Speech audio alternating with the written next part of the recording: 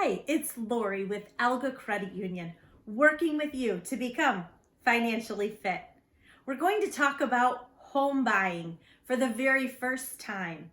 And this is one of those things that many people want to do. It's a dream to be a homeowner, but they just don't have all of the steps ready to go, or maybe just a little unsure that this is the right thing for them or that they're really ready. I'm going to walk you through all the things that need to happen before you ever touch base with a realtor or a lender.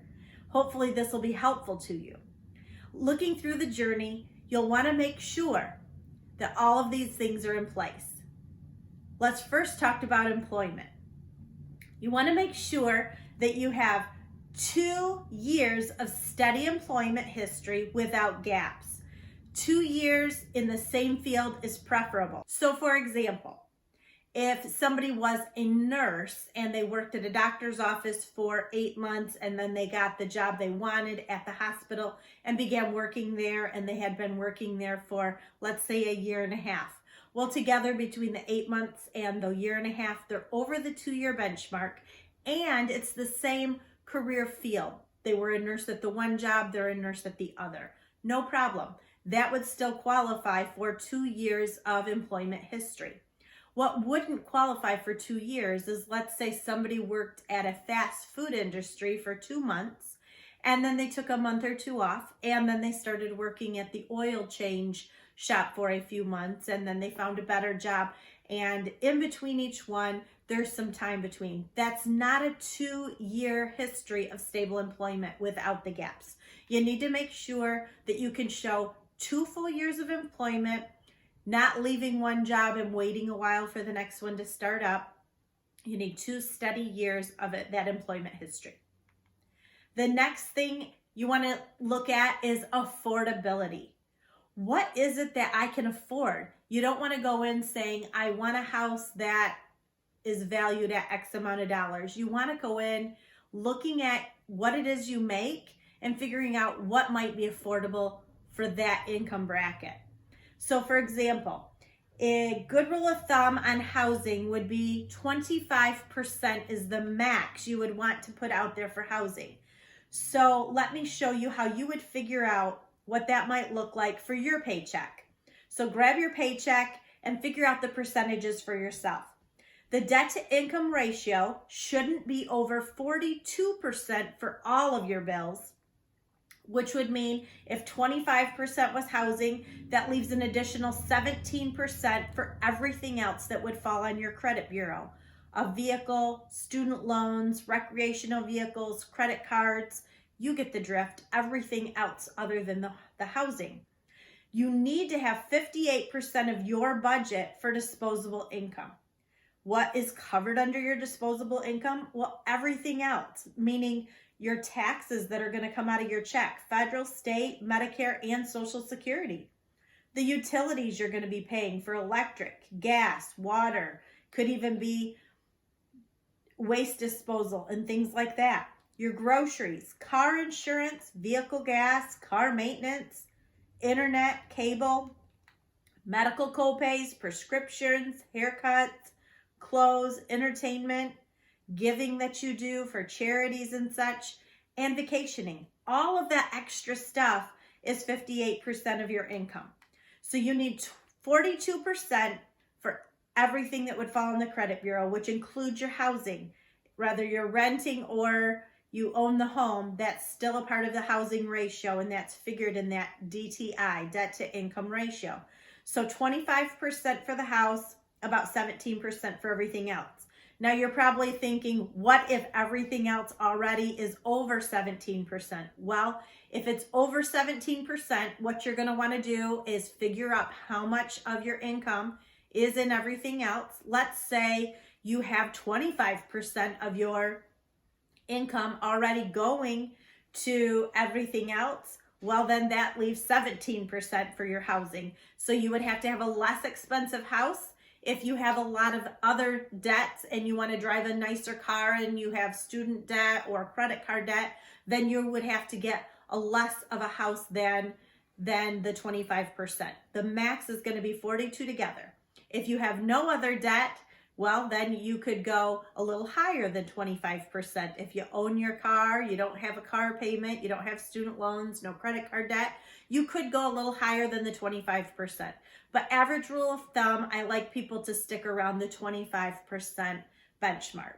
So you're probably sitting there thinking, what if I'm not the only one purchasing the home? Maybe you have somebody else that you're purchasing this house with. Well, you would do the ratios the same. So if you're purchasing the house with somebody else, the ratios would still be 25% and 17%, or whatever the two total for you, so long as the total is 42%. So you would add your gross income with the other borrower's gross income, and then you would figure out the 25% and the 17% that way. Let me give you an example. So if somebody were making $50,000 annually, we would divide that by 12 months to get their gross income monthly, which would be $4,166. So I take that gross monthly income and times it by 0.25. That's 25% of the gross income. So $1,041.50 is the max that I would want to spend or see somebody spend with a $50,000 income. So how that even breaks down further is a portion of that is going to be the payment and interest for the mortgage, and a portion of that is going to be escrow, which are taxes and insurance. So the total payment of all of that together, the payment, interest, insurance, and taxes, are all going to be $1,041.50. So this gives you a little bit of an idea to help you remember that you've got to add that escrow in there as well. How we figure escrow is we take a full year of the homeowner's insurance policy for the home that's being bought, and we add that to the two tax bills, winter and summer tax bill. We get the three numbers, total those together, divide it by 12 months, and that's going to be a part of a house payment, the escrow, which is the taxes and insurance. You'll pay that monthly from the time you get the house.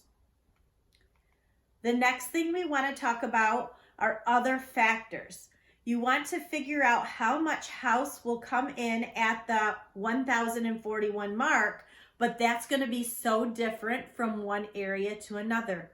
There's certain cities and townships where taxes are known to be higher than others. There's insurance policies that maybe go a little higher on covering you with different things. You want to think about all of those things, as well as where you might be getting that house at. So it's a little trickier for anybody at a lending corporation, financial institution, to be able to tell you exactly what your payment will be before you pick the house, because every single house will have different property taxes based on the value of the property, based on where that property sits, the school district. There's so many things that will go into that factor. So the interest rate is going to matter from one person's loan to another, how much they're putting down, how much their taxes and insurance will all add up to.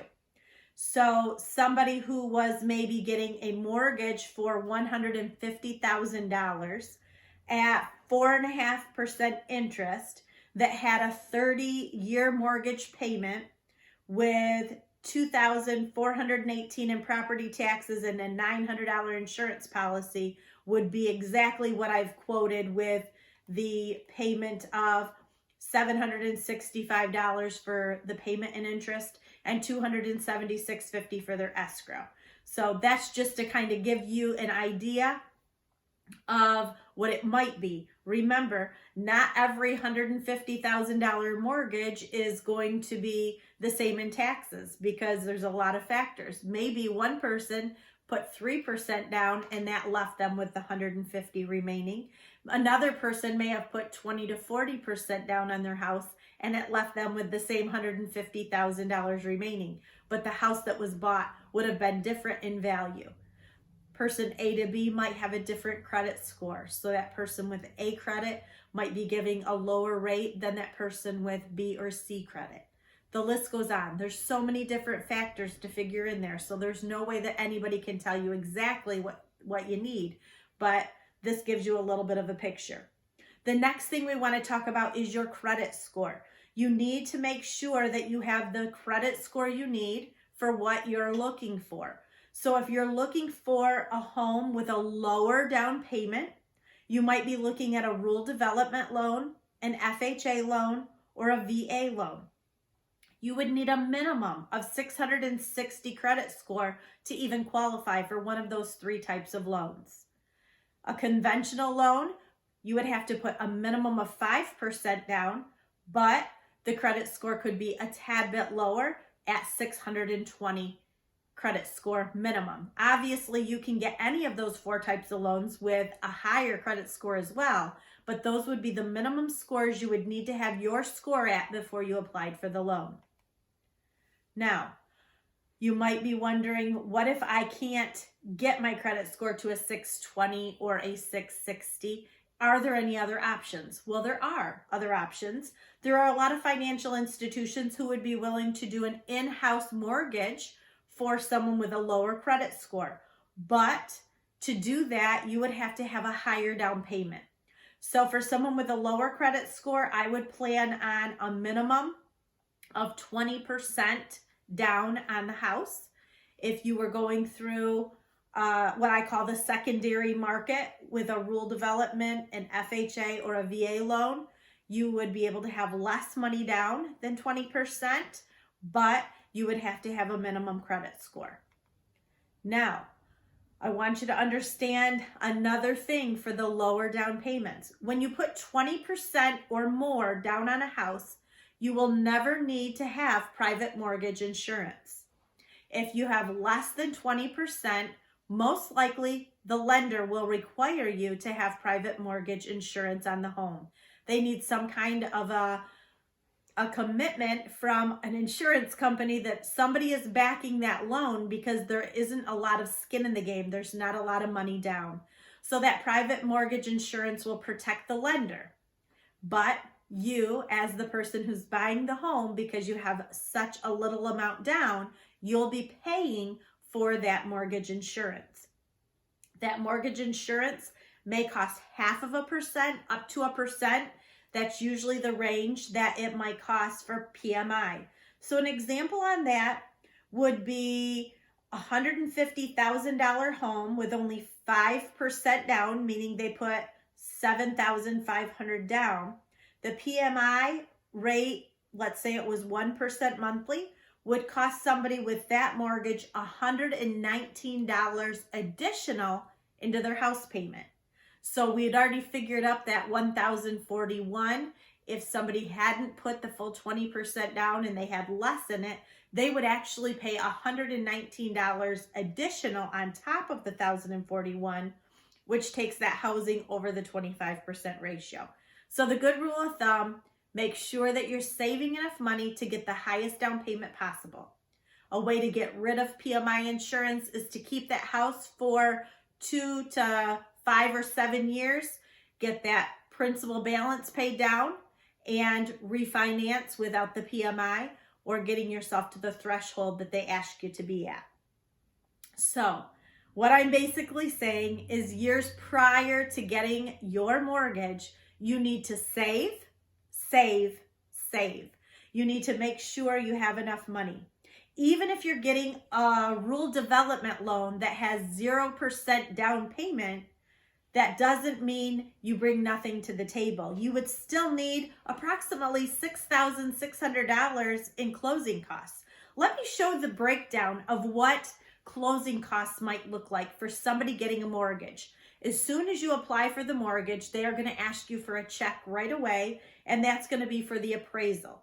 That could cost anywhere from $350 to $450. You'll see here on my example, I've said $425. That seems to be the typical going rate.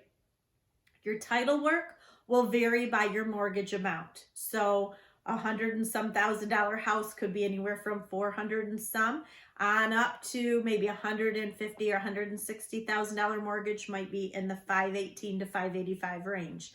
There's a lot of little specifics that will go into that figure. On top of that, you'll have possibly a loan origination fee. Some companies have this, some don't. I've put $850 in here as an example for that. You might have a tax service fee of $75, a credit report fee for $31, a document preparation fee. This goes to the title company to get all the documents ready for closing, $30.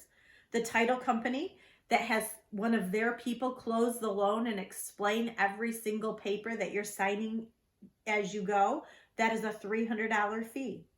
Then recording fees to go to the county to make sure that your mortgage is recorded, your note is recorded, and your deed to the home. That might be around $125. There might be overnight fees so that those documents are all getting to the proper places after the signing, around maybe $66 for a couple of overnight fees. Homeowner's insurance premium has to be paid the full year up in advance, $900 for this home that we're using as the example. You would have prepaid interest from the day that you close up until the date of your first payment. However many odd days are in there before that first payment, that odd days of prepaid interest would be included in the closing costs.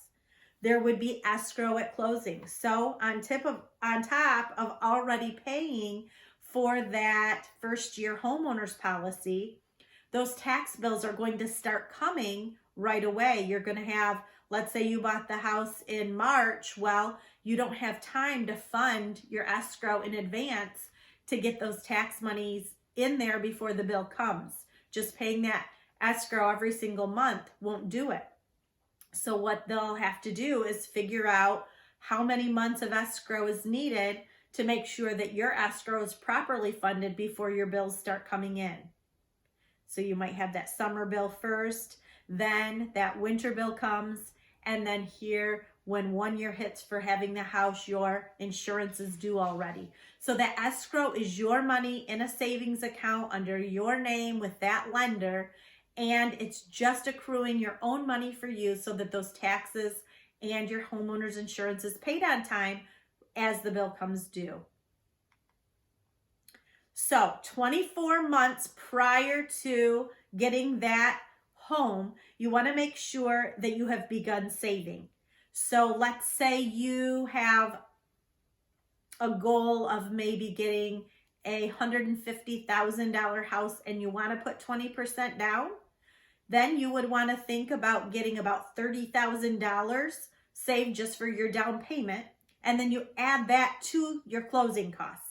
And your closing costs, the more expensive of a home you get, the higher your closing costs will be because your escrow may be a little bit more and your title insurance. The other fees, they will all stay about the same no matter what denomination of a house you get. The second thing you want to think about is paying off all those credit cards that you already have. You don't need credit card debt while you're buying a home, but I will tell you the higher your credit cards are, it may be pulling your credit score down. You want that credit score to be at its height while you're getting that home. The third thing you want to look at is if you haven't already, you want to begin paying all your bills on time because each of your trade lines on your credit bureau will be looking back 24 months. Again, the higher your credit score, the lower the interest rate. And when you're getting a house loan, a mortgage, you want to get the very lowest rate you can. So the best score will help you there. So full 24 months before getting your home, you want to make sure that all of the payments that you're making to all of your bills are right on time. Once you hit 6 months prior to getting that home, that's when you're going to figure out how much you can afford using the figures that I've given you already. Then you'll probably want to begin watching house apps or websites to maybe decide what you think you might want in your home. You're thinking about the location to your job. You're thinking about the school district, especially if you have children in the home that need to go to school. And you're thinking about the affordability for your budget. So when you're looking at all three of those, that's going to help you decide what you might be able to do with the amount of money that you're able to spend on a home. 3 months prior to getting that home, you want to make a mock budget and make sure that your bring home income compared to the expenses, the new expenses you'll have with the house, will make sense. So if you were in an apartment previously and your gas was included in the apartment and the electric was the only bill you paid separate, and it was a one-bedroom apartment, you might have only had a $65 to $85 electric bill. Well, I can assure you that when you get the 3 or 4 bedroom house with bigger square footage, more house, you're going to have a heating bill that's a lot more money. You're going to have an electric bill that's a lot more money. So on your new budget, you want to figure that in. A good thing to do is ask somebody with a typical size home as to what you're buying about how much they're paying and their utilities. That might help you to decide what yours would be. You want to remember, if you don't have a water bill where you're renting, you may have one at the house if it doesn't have a well. Those are things to be thinking about. Making and creating a fake budget before you get the house is smart, because then you'll kind of have an idea if you're going to be able to make all the bills at the new house compared to your budget versus where you're living now. Once you get all of that figured out, you'll also want to think about what you have where you're living now and what might be going to the house with you and what things you'll still need. For example, you might want to think about your appliances for the kitchen. Do you own your own refrigerator, freezer? Do you own an oven and stove? Do you have a dishwasher already? Do you have a microwave? If not, those are things that you may need for that new kitchen.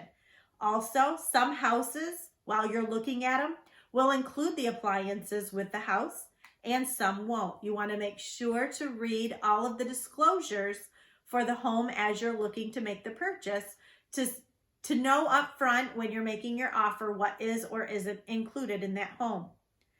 Another thing you want to think about is where you're currently doing your laundry. Your new home may have a facility within it. It might have a laundry room, but that means you would need to purchase a washer and dryer. Now remember, you don't have to buy all of these things, appliances, new.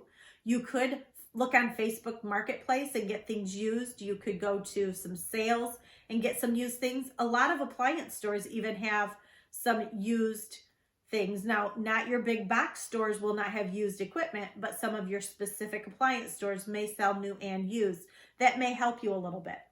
Now, if you're going from an apartment setting to a home, you got to think about how the lawn is going to get done. You need maybe a lawn mower. On top of that, gas for the lawnmower as you mow.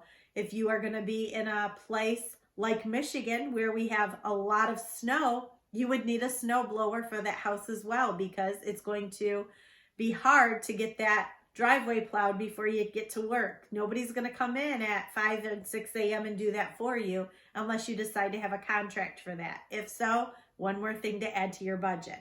So do you want to buy a snowblower and do that yourself, or do you want to hire a company? These are all decisions you need to think about before you buy that house. While you're purchasing the home, you need to look at disclosures to get the best idea of how old everything in the house is. What is the age of the furnace? How long has it been in the house? Do you know how long furnaces last? Did they put in a good furnace? How about the age of the water heater? The age of the roof? How long have the garage doors and the garage door openers been there? Have they been there since the house was built? How old is the home? There's so many things you need to think about while you're purchasing the home, because the older the equipment in the home is, the more likely that you're going to have those types of things to repair over the next several years, which means more money in the budget that needs to be allotted for those types of things. Once you've got all of those things figured out, and you're at that point where everything that I've talked about till this point is figured out, then you're ready to start your house shopping. So 1 month prior to deciding on which home you want, here's your list of your final things to do before you get to go house shopping. So 1 month prior to getting your home, it's time to go to the lender and get pre-approved. They will be able to assure you on everything that you think you already know. They'll let you know if you are approved to get a mortgage, how much that max approval is. This is the ultimate amount of money that you can spend on a home based on all the money that you have saved to this point. The second thing you'll need to do is find a real estate agent, a realtor to work with, somebody that will be showing you your homes. Remember, they can show you as many as you need until you find the right one. You do not have to buy the first house you look at. In fact, I would recommend looking at quite a few before you make a decision. Number 3, start looking at the homes with the realtor. After you find the one that is yours, that's the one you want, it fits within the budget, it's the one that you're pre-approved for, it fits within the range, then you can make that offer. Again, remember when you're making an offer that you're taking everything into consideration that you've read on all of the disclosures and what you can see, because you may want to offer less than the asking price based on the different factors. Or maybe they've priced that house accordingly for the things that are older. Look at all of those factors together. Once you make that offer, you will want to schedule inspections. Remember, every inspection that you choose to do on the home is at the cost of the buyer. That's you. So if you want a home inspection, it may cost you $450 to have somebody come through and give you an overall opinion on everything. They're going to be testing the water spigots, every sink in the home, in the kitchen, in the bathrooms. They're going to be looking at the plumbing. They'll look at some of the electrical things. They will maybe get in the attic and into the basement and look at a few items there. They'll look at the furnace. They'll do some testing. And the list goes on. They will check that roof to see how the shingles are looking, maybe how long that roof will last you. Once that inspection comes through, if there's anything that is not satisfactory to you, you can go back to that seller and ask them to take off some of the contingencies off of the inspection. So some things may need to be fixed. You may ask the seller to pay for that, or you as the buyer may agree to pay for it. That's something that will have to be determined within that purchase agreement. After that has been finished, then you can compare insurance companies, because now at this point, you know this is the house you're going to get. You're going to want to take a look at maybe 2 or 3 different insurance companies, get a quote for what they would charge you for homeowners insurance for that specific home, and make sure that you're looking and comparing those apples to apples to make sure that all the coverages for the home is the same. Then you will look at establishing utilities for the home maybe about a week before you move in. So when you get that call from your lender saying, it looks like we have a closing date for 7 days or 10 days out, you can call the utility company and let them know, I am moving into a new home on such and such date. And on that date, I would like to make sure that the gas and the electric are turned on and in my name. You'll give them your information. You would want to do the same for water, only if the water has been turned off, hopefully not. Then the last thing you want to do, I guess I should tell you as well, with establishing the utilities, you may want to look at turning on cable and things like that for the day that you're moving in. That way you're at the home and you're there to take care of those kinds of things. And then finally is the fun part. You get to close on the house and get those keys so that you can have your new home. I hope that this has given you good information as to what you need to do to get that first house in your name, all the little steps that you'll need to take. If you liked this video and it was able to help you out, I sure would appreciate a thumbs up, a like right there on our YouTube page. You're welcome to share this video with as many people as you'd like, and we'd love to have you take a look at some of our other videos. A great video to watch to help you with the home ownership would be the budgeting video and the credit score video. Understanding both of those to a T would help you with your home purchase. Make it a great day. Wherever